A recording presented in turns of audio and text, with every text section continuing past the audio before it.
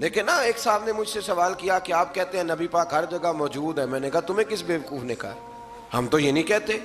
ہم تو کہتے ہیں حضور اپنے مزار میں حیات ظاہری میں ہیں، اور ساری دنیا کو اس طرح دیکھتے ہیں جس طرح اپنے ہاتھ کی ہتھیلی کو دیکھتے ہیں، اور جہاں چاہتے ہیں حضور تشریف لے جاتے ہیں.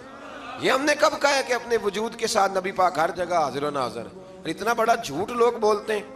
ایک بڑا سیاںا بیانہ بندہ ہے ایک جماعت کا، اس کی کتاب میرے پاس ہے، اس نے لکھا ہے کہ یہ جو لوگ ہیں یہ اپنے پیر کو چھوٹا خدا مانتے ہیں. کبھی کہا ہے کسی نے؟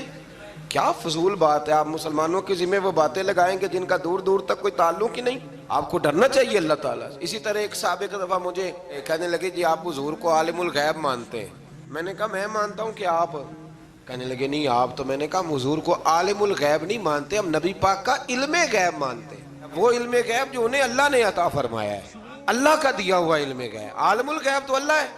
اب ایک سادے آدمی سے اگر وہ کہے گا نا آپ حضور کو عالم الغیب مانتے ہیں، تو بیچارے کو نہیں پتا کہ عالم الغیب کیا ہوتا ہے، علم غیب اور عالم الغیب میں فرق.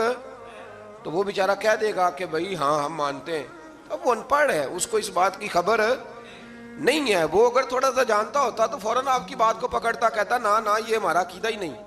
تو اس لیے سمجھ لیں.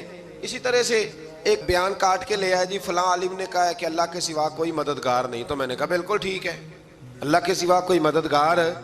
تو جو جنگ بدر میں دین کے مددگار بنے تھے، جو جنگ احد میں دین کے مددگار بنے تھے، وہ کیا تھا؟ وہ اللہ کی مدد تھی، اللہ نے بندوں کے ذریعے کرائی تھی. اسی طرح کی اللہ کی مدد ہوتی ہے.